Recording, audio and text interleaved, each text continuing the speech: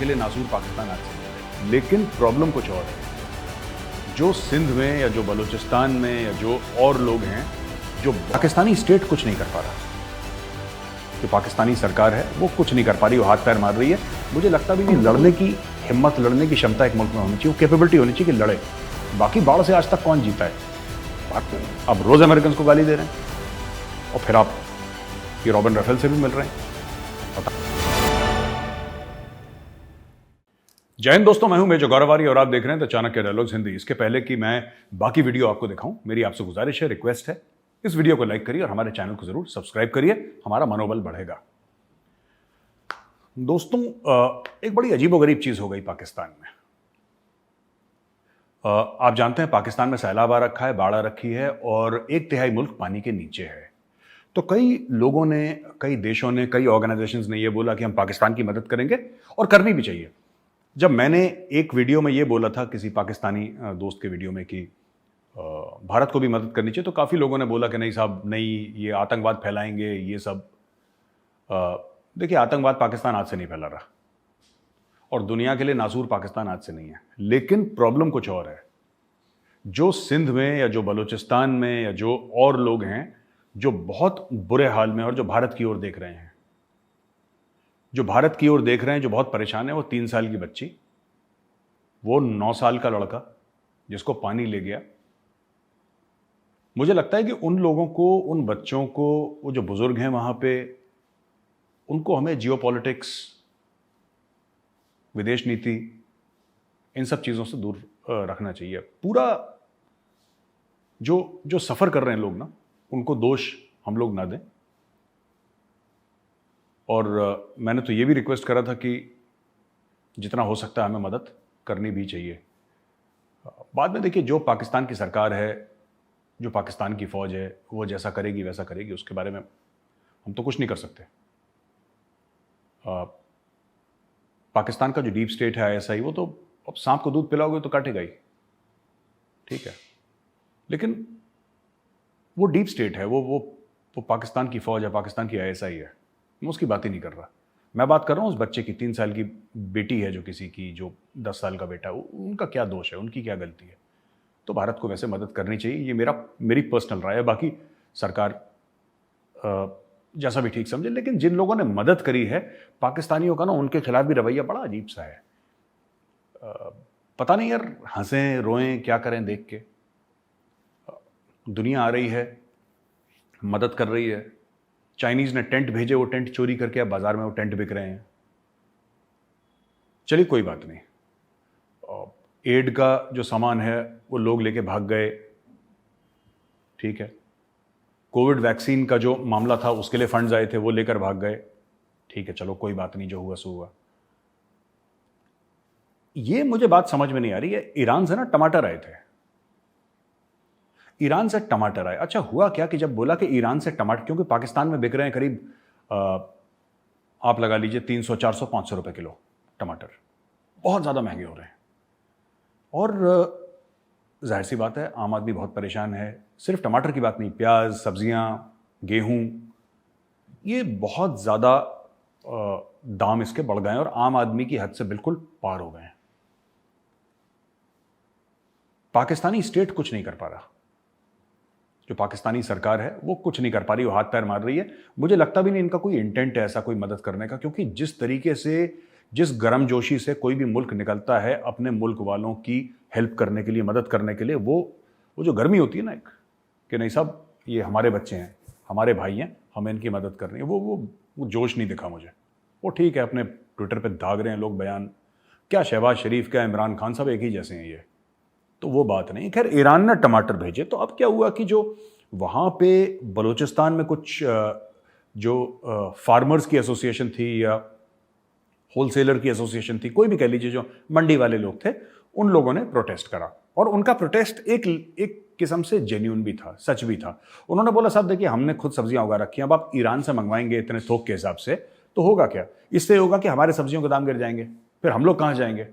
आप कह रहे हैं मुल्क में कमी है, हम उगा तो रहे हैं टमाटर, हम लीजिए हमसे, हम तो पाकिस्तानी, हमसे लीजिए। तो वो मना कर दिया, सरकार ने बाहर से मंगवा लिया टमाटर, क्योंकि हो सकता है कि कहीं और भी भेजने हो। पाकिस्तान में कई जगह ये फ्लड की प्रॉब्लम है, जैसा मैंने आपको बताया, 1/3 मुल्क पानी के नीचे। अब ईरान से टमाटर आ गए। मैं चाहता हूं आप वीडियो देखें, उसके बाद मैं आपको बाकी चीजें दिखाऊंगा।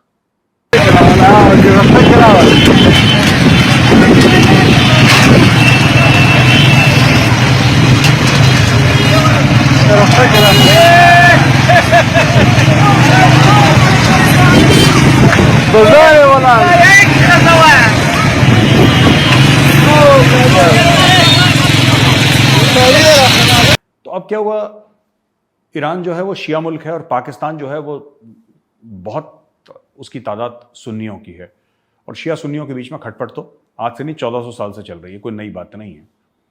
तो किसी ने बोल दिया साहब क्योंकि ये टमाटर ईरान से आए हैं जो कि शिया मुल्क है, टमाटर भी शिया हैं। ठीक है, ये जो टमाटर है वो टमाटर भी शिया है। तो बोला कि नहीं साहब आलू सुन्नी है, टमाटर पता नहीं क्या स्टोरी थी इनकी, इन्होंने टमाटर जमीन पे फेंके और टमाटर को बर्बाद करना शुरू कर दिया। मानिए कि काफिरों को मार रहे हैं। इन्होंने टमाटर बर्बाद कर दिए, कितने टन टमाटर जो किसी गरीब के काम आ सकते थे, इन्होंने ये काम कर दिया। टमाटर वमाटर साहब इन्होंने सब रफा दफा करे। तो ये एक माइंडसेट है, ठीक है, ये एक जहनियत है।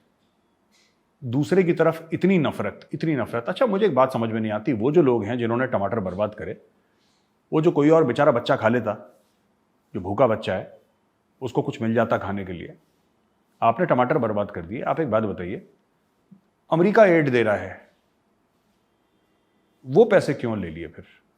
वो तो काफिर हैं। और चाइनीज तो किसी भगवान को मानते ही नहीं।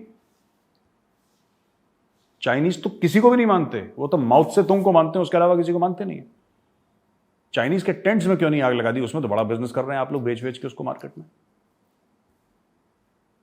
तो लोग, मैं जैसे मैंने बोला ना कि इंडिया को मदद करनी चाहिए, लेकिन मैं एक और बात कहना चाहता हूं आपको कि यार मदद भी करेंगे। कल इंडिया ने सब्जियां भेजी, बोला साहब ये हिंदू सब, ये जो मूली है ये हिंदू है,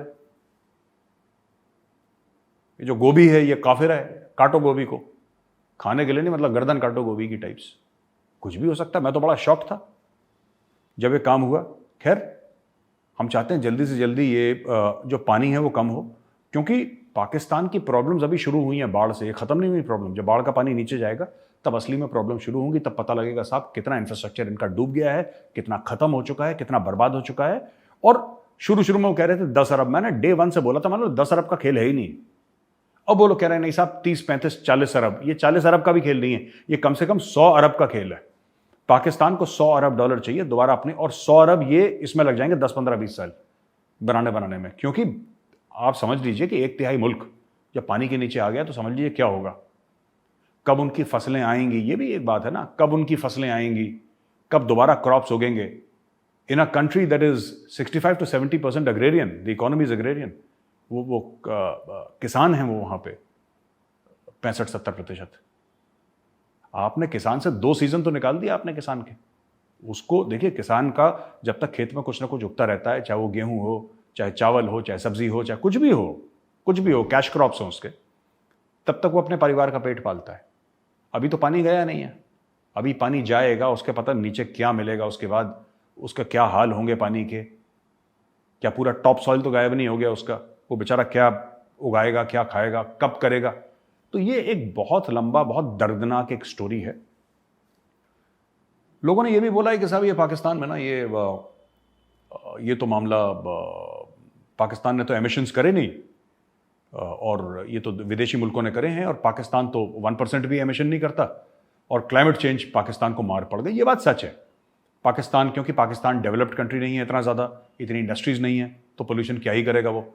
लेकिन बात यह भी है कि 75 साल में बिल्कुल भी क्या इन लोगों ने कुछ नहीं बनाया। 75 साल में किस तरीके से बाढ़ से काबू करें? देखिए, बाढ़ प्राकृतिक आपदा जो होती है उससे कौन क्या, आप और मैं थोड़ा ना काबू कर लेंगे। इंडिया या इवन अमेरिका या चाइना सब फेल हो जाते हैं इसके आगे। तो वो बात नहीं है कि पाकिस्तान क्यों फेल हो गया, क्योंकि कई बार हमने ऐसा देखा है, भारत में भी ऐसा होता है कि अर्थक्वेक आ गई, बाढ़ आ गई, अब हजारों किलोमीटर पानी के अंडर आ गए, सरकार क्या कर लेगी? मुझे पाकिस्तान को देख के सिर्फ ये दुख हुआ कि सरकार कोशिश भी नहीं कर रही। वो जो एक जज्बा होता है ना लड़ने का, आप हार जाइए कोई बात नहीं, आप हार जाइए, कोई बात नहीं, उसके बाद आपके ऊपर चढ़ाई हो जाए, कोई बात नहीं, लेकिन वो जज्बा नहीं है। आज सारागढ़ी डे है। आज 1897 में 21 वो जो सिख सिपाही थे जो 10,000 पठानों से लड़े थे, आपने फिल्म केसरी देखी होगी ना। आज वो सारागढ़ी डे है, 12 सितंबर। तो उन लोगों को तो पता था ना, वो सिखों को, कि 10,000 से हम 21 कैसे जीत सकते हैं। उनको तो पता था ना कि हम मर जाएंगे यहाँ पे, हम शहीद हो जाएंगे, हम नहीं जा पाएंगे, लेकिन लड़े ना इज्जत के लिए, लड़े ना किसी चीज़ के लिए। सारागढ़ी डे के दिन मैं ये बताना चाहता हूँ पाकिस्तानी गवर्नमेंट को कि देखिए, आप जीतिए हारिए वो बात की बात है, आप लड़िए तो कम से कम। आप लड़के खुश नहीं है। आपकी कौम को तो ये दिखे थे कि अमेरिका जो हेल्प करेगा वो करेगा, दूसरे मुल्क करेंगे, जो मुस्लिम कंट्रीज हैं वो करेंगे, वो तो करेंगी, वो ठीक है, लेकिन आप क्या कर रहे हैं? आपने 75 साल से, और सारे इसमें इमरान खान भी दोषी है, इसमें शहबाज शरीफ, नवाज शरीफ, जियाउल हक, परवेज मुशर्रफ, जो भी पिछले अगले थे, सब ने ज़्यादा कुछ इस पर काम वाम करा नहीं उन्होंने।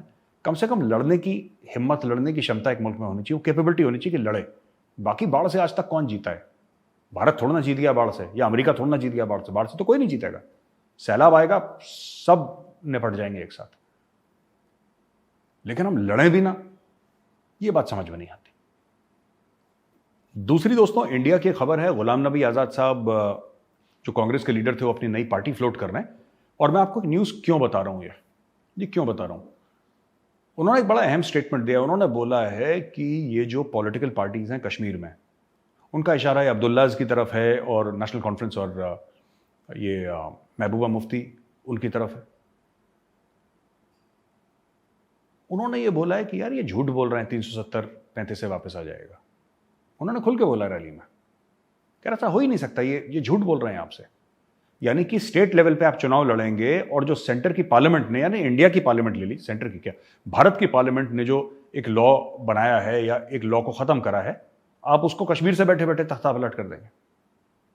उन्होंने साफ बोला तुम झूठ बोल रहे हो, और तुम्हें लोगों को झूठ नहीं बोलना चाहिए। उन्होंने साफ बोला 370-35 से वापस नहीं आने वाला। और यही मैं, जो पाकिस्तान में लोग बैठे हैं ना, लड़ाई वो लड़ो जिसमें थोड़ी सी उम्मीद हो कि कम से कम जीतोगे नहीं तो you will put up a fight. Pakistan ने भी भारत के साथ अपने रिश्ते खत्म कर लिए। इमरान खान ने सोचा नहीं, इमोशनल आदमी है, उसने बोला कि नहीं मैं करूंगा यार, मैं अब सॉर्ट आउट कर दूंगा इंडिया को, ट्रेड बंद। अच्छा, इंडिया को क्या फर्क पड़ा उससे? क्या फर्क पड़ गया इंडिया को? आपने भारत से तिजारत बंद कर दी तो किसके लिए बंद करी? कश्मीर के चक्कर में ना, ये 370-35 के चक्कर में। फिर क्या हो गया? 99% पाकिस्तानियों को ये नहीं पता होगा कि 370-35 है क्या, ये उनको पता ही नहीं होगा। बट भारत के खिलाफ नफरत इतनी है कि लॉजिक का कोई लेना देना नहीं है। जैसे वही चीज कर रहे हैं ये लोग, जैसे ईरानी टमाटर ना, शिया टमाटर, पैर के नीचे कुचल दो इसको, क्योंकि टमाटर भी शिया है। यही मानसिकता है, यही जहनियत है जिससे कि पाकिस्तान का बेड़ा गर्क हो रखा है। इमरान खान पहले गाना गाता था, जब तक 370-35 से वापस नहीं होगा तब तक हम भारत से बात नहीं करेंगे इंशाल्लाह। वही शहबाज शरीफ ने गाना शुरू कर दिया। इंडिया की लॉटरी लग गई, क्योंकि ये जब भी इंडिया से बात करते थे कश्मीर की बात करते थे। अब 3 साल से कश्मीर के बारे में बात तो ही नहीं। और जब ये आगे चल के बात अगर शुरू करते हैं, 2, 3, 4, 5 साल जब भी शुरू करते हैं ये बात, तो इनको फिर 2019 से शुरू करनी पड़ेगी, 2019 से, क्योंकि 2025 से आप बात नहीं शुरू कर सकते, क्योंकि जहां पे छोड़ा था वहीं से पकड़ना पड़ेगा।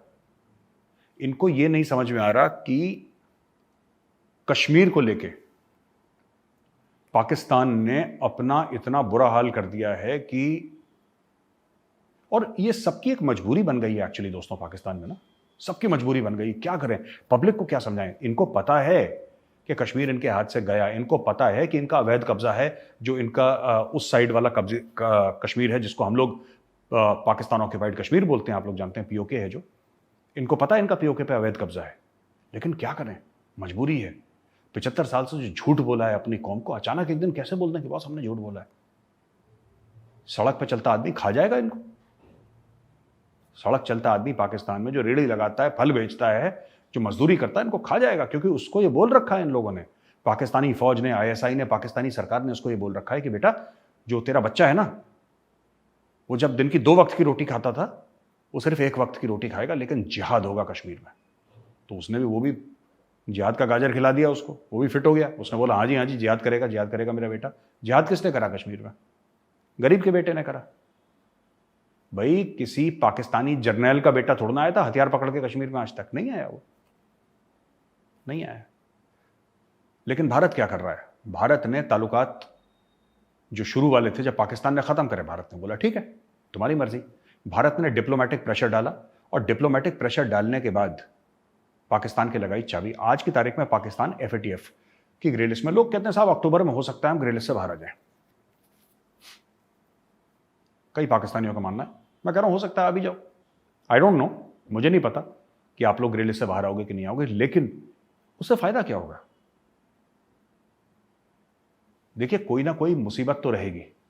आप खुशियां मना रहे हैं, ग्रे लिस्ट, अचानक बाढ़ आ गई। ये जो बाढ़ है ये 10 साल का प्रोजेक्ट है आपका, 10 साल का प्रोजेक्ट। इसके लिए आपको टैक्स भी बढ़ाने पड़ेंगे, इससे आपको इंफ्रास्ट्रक्चरल प्रॉब्लम्स भी होंगी। कई ऐसे पाकिस्तान के एरिया होंगे जहां पे आप पहुंच नहीं पाएंगे, क्योंकि सड़कें ही नहीं है वहां पे, आप पहुंच नहीं पाएंगे वहां पे लोगों को राशन पहुंचाना। ये 10 साल का प्रोजेक्ट है, कम से कम मैं कह रहा हूं 15-20 साल भी लग सकते हैं, मिनिमम 10 ईयर्स का प्रोजेक्ट है। बहुत बुरा हाल हो गया। चाइना पाकिस्तान इकोनॉमिक कॉरिडोर कहाँ गया अभी तक? जब पानी नीचे आएगा तब पता लगेगा जी ये कॉरिडोर अब आया ऊपर, जो चाइना ने पैसे खर्च करे थे।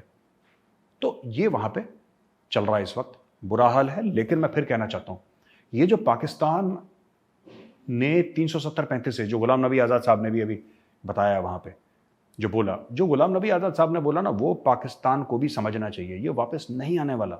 आपको भारत के साथ तिजारत नहीं करनी है, ट्रेड नहीं करनी है, मत करिए, हमें तो कोई शौक नहीं है। पाकिस्तान बहुत छोटी मंडी है, बहुत छोटी मंडी है, और पेमेंट कैपेसिटी भी नहीं है। यहां पे जो दवाइयां भेजी थी उन तक के तो पैसे नहीं दिए। तो यहां के अगर बिजनेसमैन से बात करिए पाकिस्तान के साथ ट्रेड करने वगैरह, साहब पता नहीं पेमेंट मिलेगी भी नहीं मिलेगी, रिस्क है। वो पैसे ही नहीं देते, सामान रख लेते हैं, पैसे नहीं देते। वो कहते हैं कौन गौरव आर्या जिससे सामान लिया था, मतलब एक नाम ले रहा हूं मैं ऐसे। तो यहां पे कई ऐसे दवाई वाले हैं जिन्होंने, सरकार ने परमिशन दी थी, इंडियन गवर्नमेंट से परमिशन लेकर उन्होंने पाकिस्तान मेडिसिन भेजी हैं, उनकी अभी तक पेमेंट नहीं आई। पाकिस्तान ने मना कर दिया कि हम देंगे ही नहीं। तो चीज रख लेते हैं, पैसा नहीं देते। अब किस तरीके से होगा ऐसे? तो ये दूसरी बात है। तीसरी चीज मैं आपको बताना चाह रहा था। अब दोस्तों, रॉबिन राफेल एक लेडी हैं,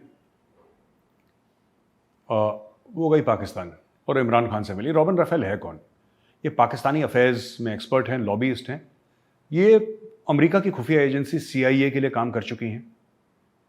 ये जाके इमरान खान से मिली, और डोनाल्ड ब्लूम जो है अमेरिकन एम्बेसडर टू पाकिस्तान, वो भी इमरान खान के टच में है। मुझे एक बात ये समझ में नहीं आ रही कि इमरान खान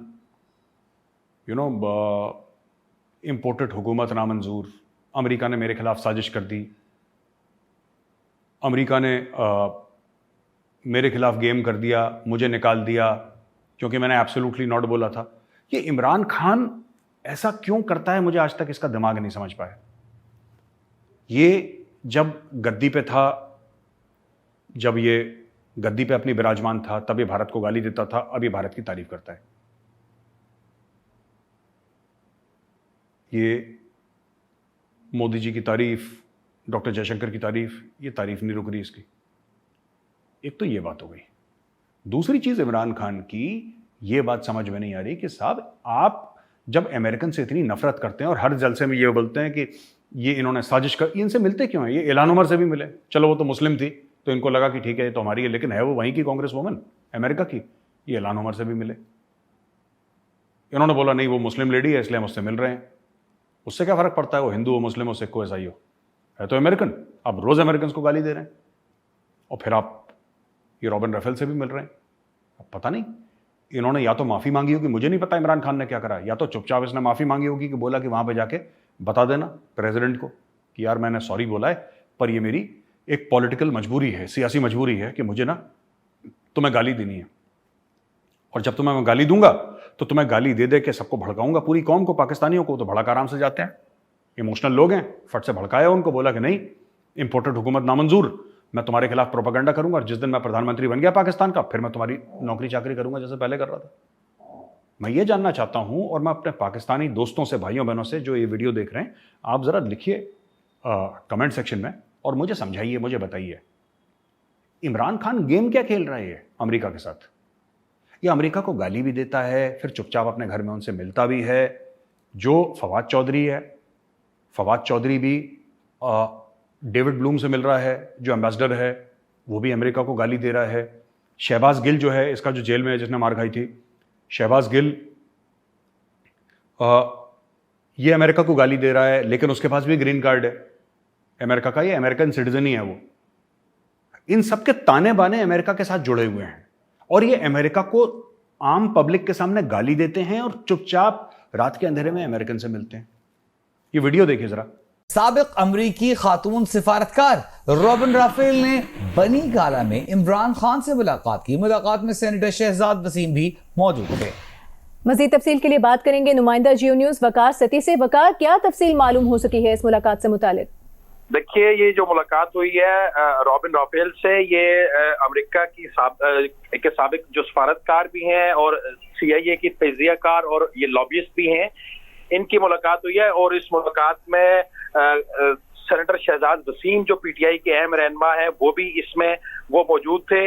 इसकी मजीद जो तफसीलात हैं वो अभी तक सामने नहीं आई हैं, लेकिन इससे पहले फवाद चौधरी ने भी पाकिस्तान में अमरीकी सफीर जो थे डोनाल्ड ब्लूम, उनसे मुलाकात की थी जो 8 सितंबर को हुई थी।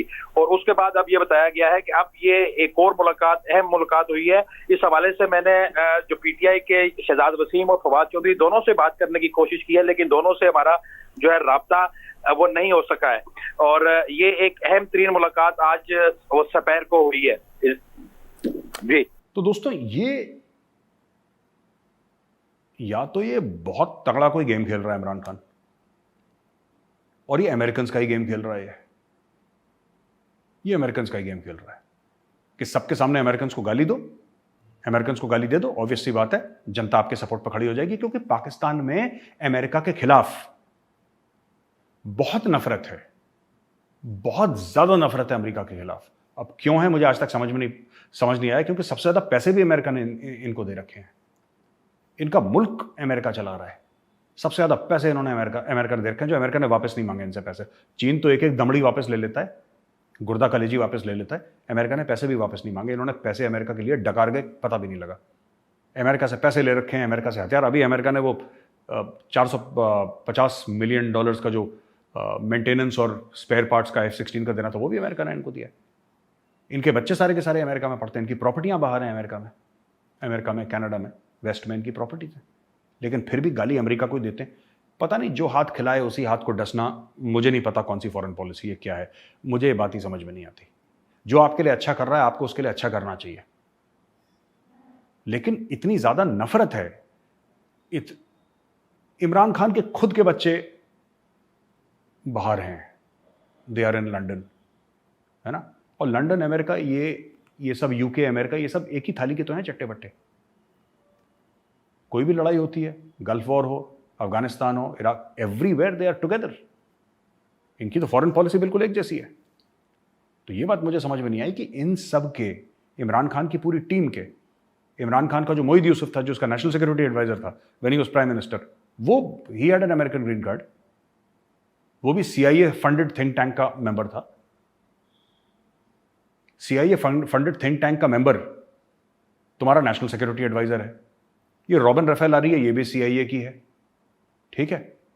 तुम गाली देते हो अमेरिका को और फिर अमेरिका की खुफिया एजेंसी से अपने घर में चुपचाप मिलते हो।